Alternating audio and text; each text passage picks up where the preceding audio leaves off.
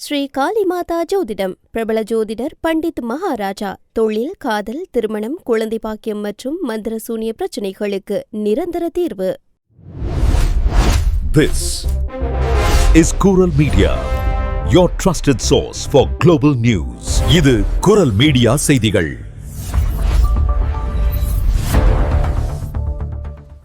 இது குரல் மீடியாவின் இன்றைய பிரதான செய்திகள். செய்திகளை வாசிக்கும் நான் கோகுலநாதன் தமிழினி. முதலில் தலைப்புச் செய்திகள். பிரான்சில் தகவல் பற்றாக்குறையால் கோரப்படாமல் முழங்கும் சமூக நல உதவித்தொகைகள். ஆண்டுக்கு 10 பில்லியன் யூரோக்களை தவறவிடும் மக்கள். பிரான்சில் 2ஆம் உலக போர் வெற்றியை நினைவுகூரும் மே 8 தேசிய விடுமுறை தின கொண்டாட்டம். வீரர்களின் கல்லறையில் மலர் வளையம் வைத்து அஞ்சலி செலுத்திய அதிபர் மக்ரோன். பாரிஸில் பெண்ணின் அலறல் சத்தம் கேட்டு வந்த போலீசார். குளியல் தொட்டியில் முகம் மூழ்கிய நிலையில் உடல் கண்டெடுப்பு. ஹார்முஸ் நீரிணையை பாதுகாக்க பன்னாட்டு கடற்படை கூட்டணியில் போர்க்கப்பலுடன் முன்னணி பொறுப்பை ஏற்ற பிரான்ஸ். விமான எரிபொருள் விலை உயர்ந்தாலும் கோடைக்கால பயணங்களுக்கு தடையில்லை. பிரான்ஸ் போக்குவரத்து அமைச்சர் உறுதி. பிரான்ஸ் லிங்கி மின்சார மீட்டர் மோசடி. பொதுமக்களுக்கு கடுமையான எச்சரிக்கை மற்றும் புதிய சட்ட நடவடிக்கைகள். குறிவைக்கப்படும் பாரிஸ் தமிழர் கடைகள். மிரட்டல் சம்பவங்களை தொடர்ந்து தமிழ் வணிகர்களுக்கு கடும் எச்சரிக்கை. தொடர்பான விரிவான செய்திகள். பிரான்சில் சமூக நல உதவி திட்டங்கள் ஏராளமாக இருந்தாலும் அவற்றை பற்றிய போதிய விழிப்புணர்வு மற்றும் தகவல் பற்றாக்குறையால் பலர் தங்களுக்கு கிடைக்க வேண்டிய உதவித் தொகைகளை பெறாமல் தவறவிட்டு வருவதாக புதிய ஆய்வு ஒன்று அதிர்ச்சி தகவல் தெரிவித்துள்ளது. குறிப்பாக குறைந்த வருமானம் கொண்ட குடும்பங்களுக்கு வழங்கப்படும் RSA உதவி திட்டத்திற்கு தகுதி பெற்ற குடும்பங்களில் சுமார் 33 முதல் 37% வரை விண்ணப்பிக்கவில்லை என பிரான்ஸ் அரசின் ஆய்வு அமைப்பான ட்ரீஸ் வெளியிட்ட தரவுகளில் கூறப்பட்டுள்ளது. கடந்த 2021ஆம் ஆண்டின் இறுதி காலத்தில் மட்டும் சுமார் 5,60,000 குடும்பங்கள் இந்த நிதியுதவியை பெறவில்லை என தெரியவந்துள்ளது. இந்த உதவிகளை பெறாமல் தவறவிட்டவர்களில் பலர் சொந்த வீடுகளில் வசிப்பவர்கள், உயர்கல்வி பெற்றவர்கள் மற்றும் வேலைவாய்ப்பில் இருப்பவர்கள் என்பதும் இந்த ஆய்வில் சுட்டிக்காட்டப்பட்டுள்ளது. மாதாந்திரமாக கிடைக்கக்கூடிய உதவித்தொகை மிக குறைவாக இருப்பதாலும் அதற்கான நிர்வாக விண்ணப்ப நடைமுறைகள் மிகவும் சிக்கலாக இருப்பதாலுமே பலர் இதற்கு விண்ணப்பிக்காமல் தயங்குவதாக கூறப்படுகிறது. ஆண்டுதோறும் பிரான்சில் சுமார் 10 பில்லியன் யூரோ மதிப்பிலான சமூக உதவித் தொகைகள் மக்களால் உரிமை கோரப்படாமல் விடப்படுகின்றன என்பது இங்கு பெரிதும் கவனிக்கத்தக்கதாகும். மக்கள் தங்களுக்கு கிடைக்கக்கூடிய உதவிகளை எளிதாக அறிய அரசாங்கம் பல்வேறு இணையதளங்களை அறிமுகப்படுத்தியுள்ளது. குறிப்பாக திரையில் காட்டப்படும் இணையதளம் மூலம் பல்வேறு சமூக உதவிகளை மக்கள் ஒரே இடத்தில் சரிபார்க்க முடியும். அதேபோல் பிரான்ஸ் சர்வீஸ் மற்றும் நகராட்சிகளின் CCAS மையங்கள் மூலமாகவும் இலவச ஆலோசனைகள் மற்றும் விண்ணப்ப உதவிகள் வழங்கப்படுகின்றன. எனவே அத்தியாவசியமான சமூக நல உதவிகளை தவறவிடாமல் மக்கள் ஆண்டுதோறும் தங்களின் தகுதிகளை முறைப்படி சரிபார்க்க வேண்டும் என அதிகாரிகள் தீவிரமாக அறிவுறுத்தியுள்ளனர். மே 8ஆம் தேதி என்பது 2ஆம் உலக போரில் நாசி ஜெர்மனியை எதிர்த்து பெற்ற மாபெரும் வெற்றியை கொண்டாடும் பிரான்சின் மிக முக்கிய தேசிய விடுமுறை நாளாகும். கடந்த 1981ஆம் ஆண்டு முதல் இந்த நாளில் பிரான்ஸ் குடியரசுத் தலைவர் ஆர்ட் டு ட்ரியோம்ஃப் வளைவின் கீழ் அமைந்துள்ள அறியப்படாத வீரரின் கல்லறையில் உள்ள நெருப்பை மீண்டும் ஏற்றுவது ஒரு வரலாற்று பாரம்பரிய கடமையாக தொடர்ந்து பின்பற்றப்பட்டு வருகிறது. அந்த வகையில் 81வது ஆண்டு நினைவு விழா நடைபெறும் இந்த வெள்ளிக்கிழமை பிரான்ஸ் அதிபர் இம்மானுவேல் மக்ரோன் சாம்ஸ் எலிசேஸ் வீதி வழியாக சென்று ஆர்க் டு ட்ரியோம்ஃப் வளைவின் முன் மலர் வளையம் வைத்து மரியாதை செலுத்தினார். பிரான்ஸ் அரசின் அதிகாரப்பூர்வ தகவலின்படி அதிபர் மக்ரோன் பிளேஸ் டிலைத்தாயில் பகுதியில் முப்படைகளின் அணிவகுப்பை முறைப்படி பார்வையிடுகிறார்.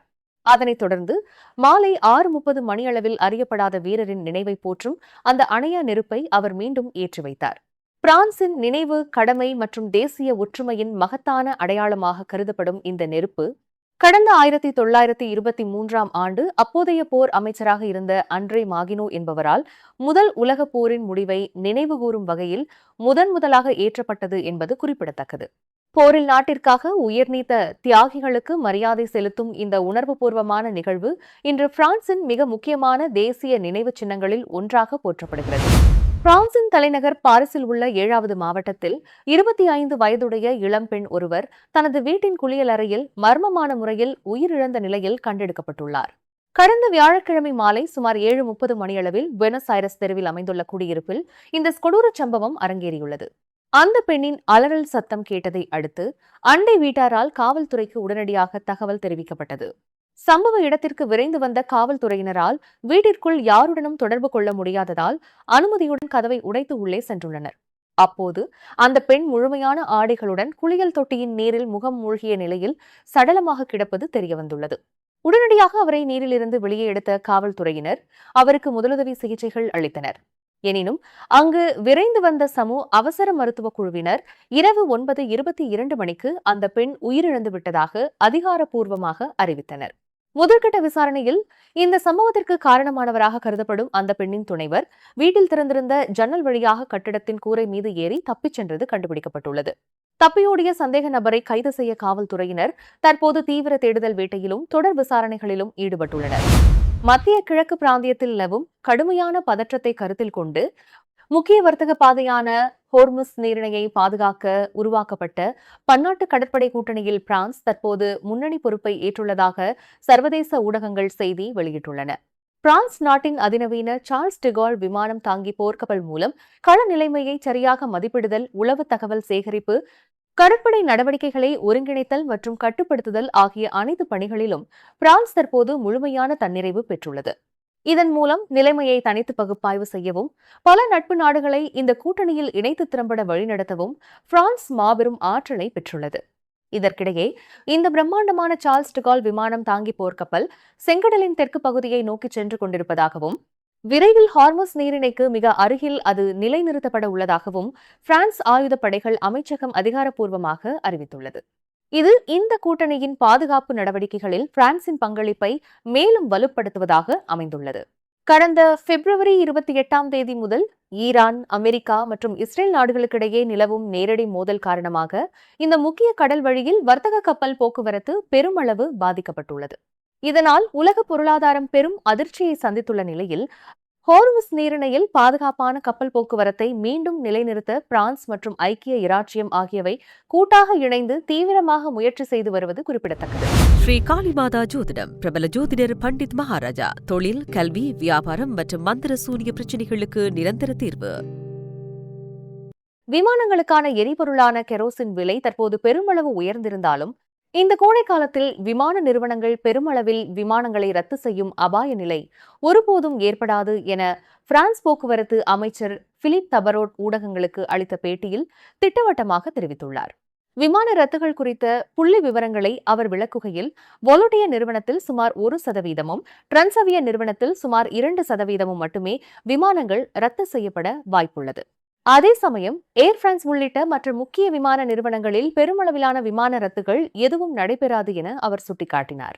அமைச்சர் அளித்துள்ள இந்த உறுதியான தகவலின்படி எரிபொருள் விலை உயர்வு இருந்த போதிலும் கோடைக்கால விமான போக்குவரத்து மிகவும் நிலையானதாகவே இருக்கும் என்பது தெளிவாகியுள்ளது. இதன் மூலம் கோடைக்கால விமான போக்குவரத்து திட்டங்கள் முழுமையாக பின்பற்றப்படும் என்பது உறுதியாகியுள்ளது. இது குறித்து பேசிய அமைச்சர், பிரெஞ்சு மக்கள் தாங்கள் விரும்பும் இடங்களுக்கு தடையின்றி பயணம் செய்ய முடியும். அவர்கள் திட்டமிட்டபடி தங்களின் விடுமுறை பயணங்களை மகிழ்ச்சியாக மேற்கொள்ளலாம். அதே நேரத்தில் உலகம் முழுவதிலும் இருந்து சுற்றுலா பயணிகளும் எவ்வித சிக்கலுமின்றி பிரான்சுக்கு வர முடியும் என பொதுமக்களுக்கு முழு நம்பிக்கை அளித்துள்ளார். பிரான்சில் தற்போது பழைய மின்சார மீட்டர்களுக்கு பதிலாக லிங்கி எனப்படும் புதிய ஸ்மார்ட் மீட்டர்கள் பொருத்தப்பட்டு வரும் நிலையில் இது தொடர்பான புதிய வகை மோசடிகள் மற்றும் சட்ட சிக்கல்கள் குறித்து பொதுமக்களுக்கு கடுமையான எச்சரிக்கை விடுக்கப்பட்டுள்ளது. சமீபத்தில் அங்கீகரிக்கப்படாத நபர்கள் சிலர் தங்களை அரசு ஊழியர்கள் அல்லது மின்வாரியமான எனடிஸ் நிறுவன ஊழியர்கள் போல அடையாளப்படுத்திக் கொண்டு வீடுகளுக்குள் அத்துமீறி நுழைய முயல்வதாக பல்வேறு புகார்கள் எழுந்துள்ளன. குறிப்பாக புதிய மீட்டரை மாற்றாவிட்டால் அபராதம் விதிக்கப்படும் அல்லது மின்சாரம் உடனடியாக துண்டிக்கப்படும் என்று பொதுமக்களை மிரட்டி பணத்தை பறிக்க முயலும் அதிர்ச்சிகரமான சம்பவங்கள் முதல் முறையாக பெரிய அளவில் வெளிச்சத்திற்கு வந்துள்ளன. இது குறித்து பொதுமக்கள் கவனிக்க வேண்டிய முக்கிய அம்சங்கள் தற்போது வெளியிடப்பட்டுள்ளன. மீட்டரை மாற்ற வரும் ஊழியர்கள் கண்டிப்பாக எனடிஸ் நிறுவனத்தின் முறையான அங்கீகார கடிதம் மற்றும் அடையாள அட்டையை வைத்திருக்க வேண்டும்.